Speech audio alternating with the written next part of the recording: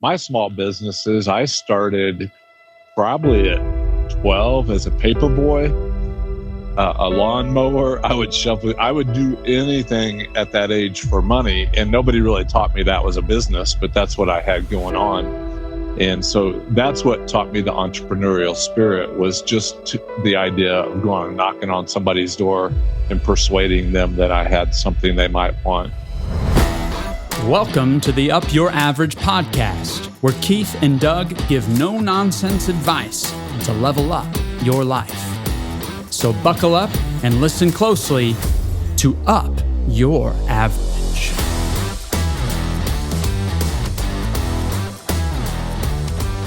What's up, everybody, to the Up Your Average podcast. We had technical difficulties. Had to get the sound truck out there and active today, and so Keith is live from. Where are you, Keith? Are you in Phoenix, or where are you? I am. I'm sitting at the Press Coffee Shop, and still seem to have a little bit of technical difficulties. I don't know if my mug is showing up yet on the video or not.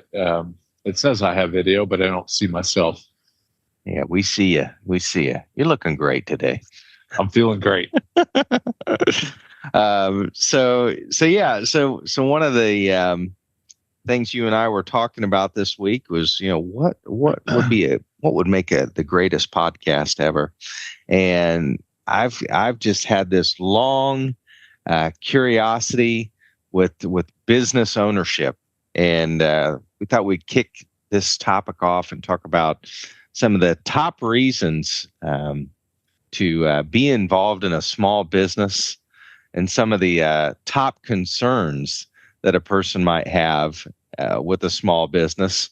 And when you had mentioned the concerns piece, I guess for me, immediately I thought of my three top concerns: money.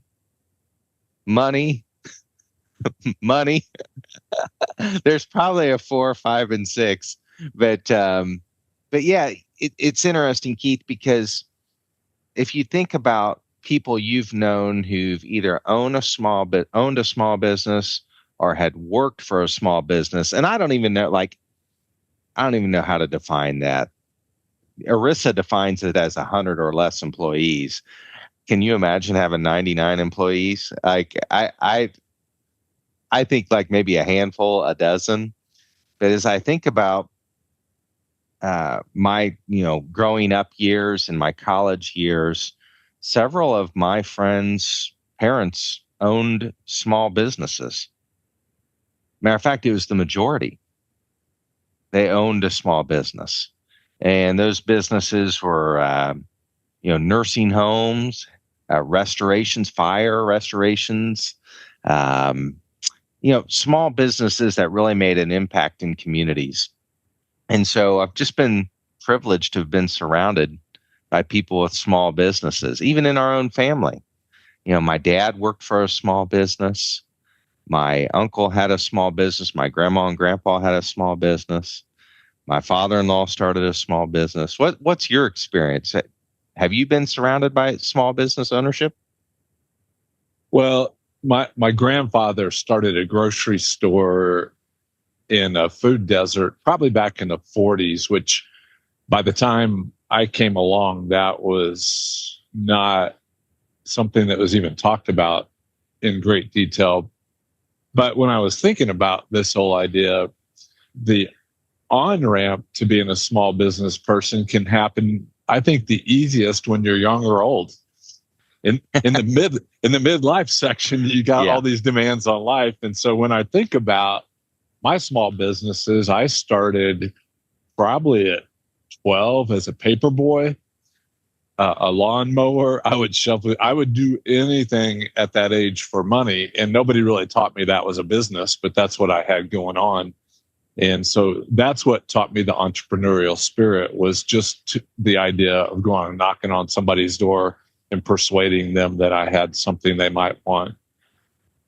Yeah, so the desire early on was to make some money. Right. And our time with Mitch Anthony a few weeks ago he said, find a need and meet that need was how you find purpose in life. And I think that's true if you want to be an entrepreneur. I think if you're an older person and you say have Medicare, you could really be an entrepreneur at that point. There's a lot of needs that you could fill. And so somebody who's like Colonel Sanders, you want to start a chicken joint, 65 offers some opportunities because you don't need that health insurance. Right. A lot of people working for health insurance today and benefits today. I was at a coffee shop this morning and I asked the guy, I said, did you always want to own a coffee shop? And he just laughed. And I said, no, seriously, why do you own a coffee shop? And he gave me some good insight. He said that he had worked for 4 other people to help them start their coffee shop and got to see behind the scenes how it works. And then this was the big one. And this is the big one, whether you're old, young, or you're raising kids and your life is busy. He said, too many things lined up for me not to own the coffee shop. And I thought that was pretty neat. And I wonder if small business owners or people involved in small businesses have experienced that same thing, where just too many things have lined up in your path to allow you to do this, to jump into the adventure. I know for me, when I started Gimbal, I don't know if there were too many. There were enough to persuade me to do it.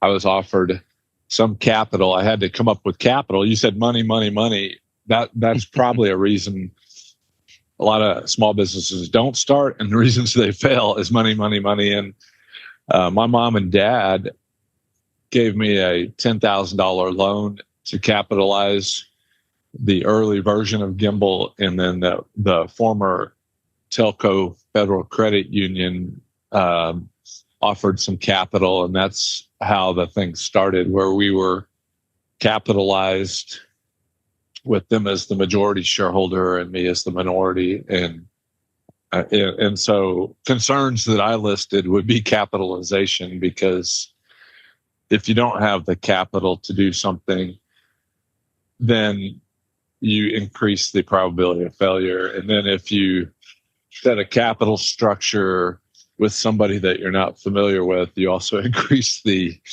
probability of disappointments. And you can be unequally yoked with other partners if you don't have enough capital, and that can put you in a place of losing some of your joy of why you got in there.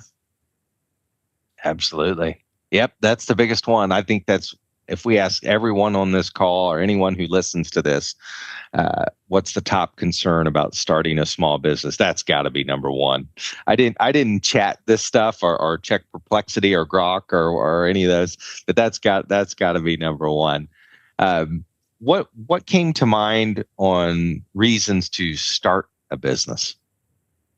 I went Ben Franklin and did a kind of a T-chart on starting a business and concerns for business. Both of those things, I put a T-chart on those where I drew a pro and con. And the find a need and meet that need, I think anybody can be an entrepreneur with that attitude. The young and old idea is if you can find a need that doesn't require capital, you can start a business with no capital. Just go grab your lawnmower and start walking down the street. Freedom was the second idea. I don't play well with others sometimes very well. And so the idea to be my own boss was intriguing to me. But on my T-chart, the opposite of that was you're in bondage to something new. And I think Tim Ferriss, the author, what was it, The 4-Hour Work Week? He made a good amount of money selling that book, talking about the bondage you might find yourself in as an entrepreneur. Yeah. The time being a slave to the business, the kind of work-life imbalances. It can be lonely at times. There's nobody.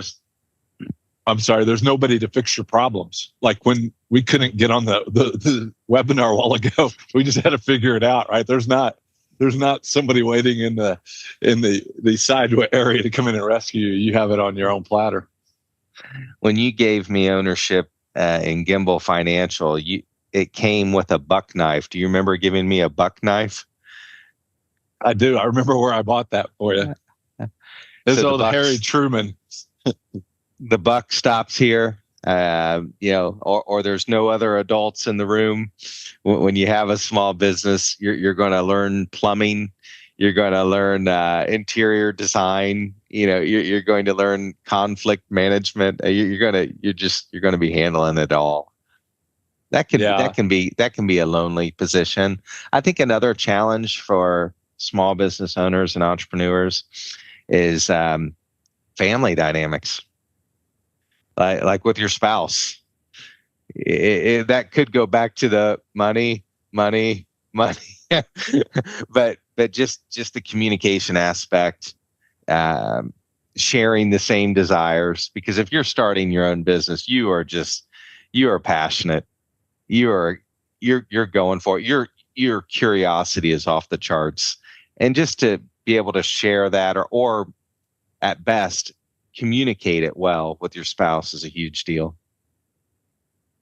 Frankly, I think that was why it took me so long dating Connie. Is there was a kind of an internal battle that I didn't want to get into a marriage and think that I had to quit the business just to provide and have some animosity towards her. And so there was just this mental struggle along the way. Ironically, I started the ISU Securities 90 days before we got married. So even though I had gone 4 or 5 years as a independent, stockbroker trying to make a living, we kicked off ISU Securities in August and got married in November. So it was a peculiar thing. Yeah. I think another reason I've always really admired the small business owner or the entrepreneur is the strong family dynamic that is included in their culture, because it's an all-in environment. And I can remember going to work with my dad. We just had our favorite attorney in here, and he had his grandson with him, going to work with Grandpa, and to be able to go to work with your dad, or to see how the donuts are made, to see how things get done. What a great privilege for your loved ones to be able to do life with you. I don't know. Maybe that happens at Eli Lilly or at Apple. I don't know, but you have more opportunity to bring in the family with a smaller business. I recall when we had our office on 98th Street, just off Keystone, and Connie came in. I think it was just Kelly and Caitlin were probably knee high. And I remember coming in, I heard them coming in. I went in the conference room and got in on my hands and knees and got down on their level and crawled out of the conference room and surprised them, and their squeals and their laughter. That was probably before we're in the kind of the culture of business now where it's casual and everything like that. So it was a real honor where I could incorporate the family and my lifestyle as well with the family, where I could do things a little more flexibility with my schedule. Even though the business controlled a lot of my schedule, I could, for example, work from Phoenix today instead of in that desk right behind you. So those are some benefits of being small business. On the other side of the T chart, how do you think fear plays in? Do you think there's opportunities for fear being a small business owner or an entrepreneur? Fear of the unknown. I put that under, when I was looking at what are the concerns, I put coworkers down. And if you start a business, maybe you've never led people or had to manage people, which is where I found myself. So I had to learn a lot of those things by trial and error. I made mistakes with things. They say be slow to hire and quick to fire. I just didn't find my personality to do that very well. And so sometimes where somebody needed to be let go, they were disruptive. It wasn't necessarily their personality; they're just their inability to fill the role. They were disruptive a lot longer than they probably should have been. But those are things we learned over time. And then opposite of that part of it is workaholism. So you have your coworkers and then your inability to step away. And that sent me into depression within 12 months of starting ISU Securities. I found myself almost a year to the date in 1992 in a bad situation, and I had to really incorporate some disciplines to take better care of myself, limit the amount of time I could put in, because time is pretty much the biggest capital thing a young entrepreneur can add to the equation. Yeah, there's not a lot of separation between family life, work life, and just your social capital. It all goes with you.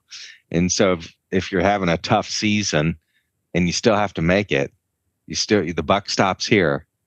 It's that can be a challenge. And I think where fear comes in is fear of the unknown, fear of wondering if I'm going to be able to provide, or fear of if I'm doing the right thing for people.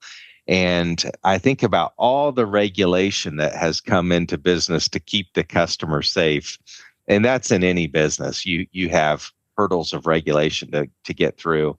And that type of fear of the regulation itself, or fear of not knowing the rules, whatever that is, those can really be limiting factors. And they're great hurdles to get over.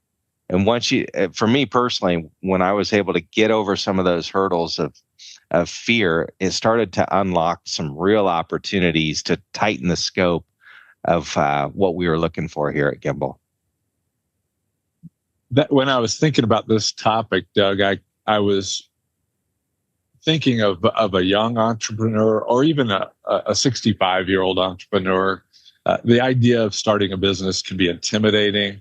And unfortunately, the compounding effect of governments over the last 30 years, that they just incorporate regulation after regulation. Like there in Carmel where you're at, there's regulations that if you're going to sell food at the farmer's market, it's got to be prepared in an industrial type kitchen, which I can see the pros and cons of that. However, if you didn't have that regulation and you just said, hey, I cooked this in my kitchen, let the buyer beware, I wonder if the culture isn't a lot safer with that kind of mindset, let the buyer beware, because you have fewer businesses with more regulations. So as you deregulate, you have more businesses and more choices.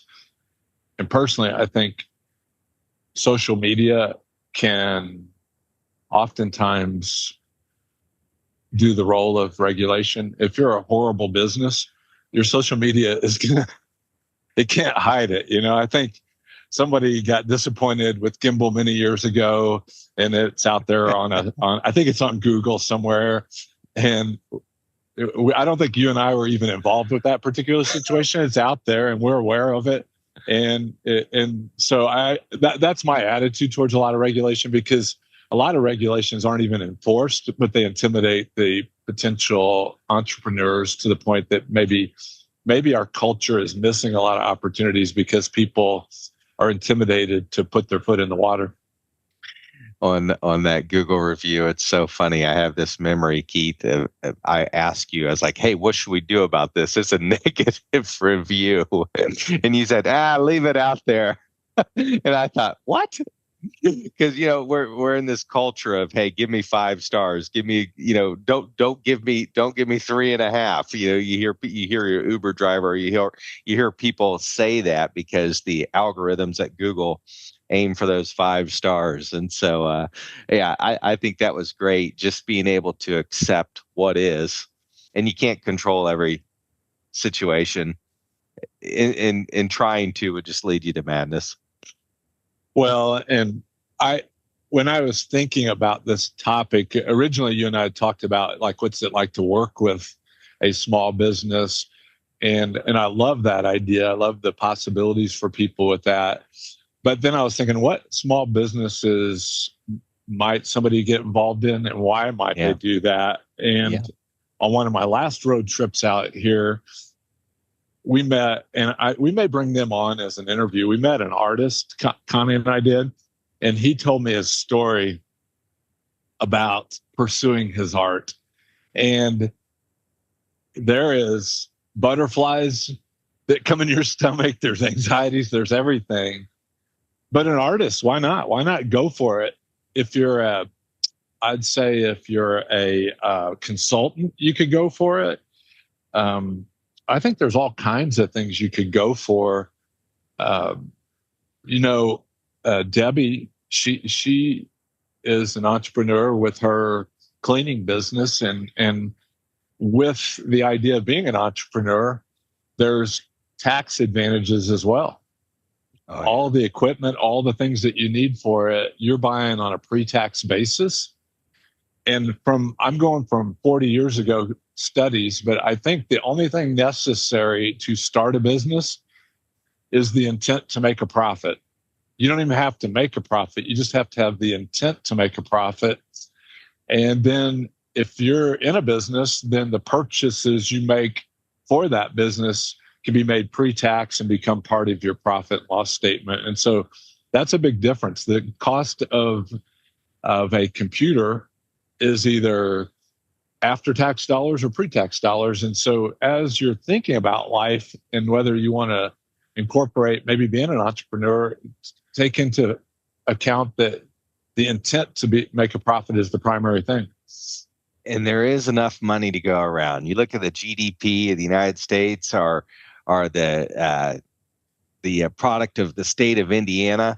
There is enough money to go around. There's enough money to make a profit out there and to take a risk and go for it. I think down deep, we are just created by a creator, and therefore we are creative people. And expressing that creativity into the marketplace can allow you to make a nice living for your family. It could allow other people to make a nice living for their families. It can give you a bond inside of a community that really is like no other because you're part of it. You're investing in the community itself. And I just think entrepreneurism or small business involvement is about as good as it can get. I can't imagine doing it any other way. I was thinking one of the kind of creative things, like you said, there's an open-ended possibilities that come when you start a business. And so it's some of the ebbs and flows where I've bobbed and weaved as a leader at Gimbal over the years, that we've parted ways with different business partners over the years. And as a result of that, there's 3 additional businesses out there that are thriving, I assume. And so just because we couldn't move forward in the same way, we expanded the economy by giving other people the possibility of being entrepreneurs themselves. And so there's all kinds of opportunities that happen, and they don't necessarily happen in a straight line roll. Like if you're an employee, sometimes you kind of envision your future kind of, I'm going to go to work today, tomorrow, and the next day. And maybe that happens, and there's a lot of people that are hardwired that way. But an entrepreneurial perspective is probably going to be like the background behind where this building is, behind a lot of ups and downs of the mountain range back there. You're gonna have those ups and downs. You're gonna be on the mountaintop sometimes. You're gonna be down the valley other times. But it creates a lot of cool things. I'd say the coolest thing about Gimbal Financial is multifaceted, but we have been able to create an environment where we not only love our team in a deep and rich manner, but we also love our clients in a deep and rich manner. And I'm not sure being an employee someplace would have offered us that freedom and flexibility to engage in those relationships in such a manner. Well, that's a good word to end on. We celebrate you business owners and small business co-workers, employees, and would love to talk more about it. with you one-on-one, Keith would love to grab coffee with you. I would love to. I would love to cheer you on. All right. Well, we'll see you next week, Keith. All right. I'll be back in touch. See you guys.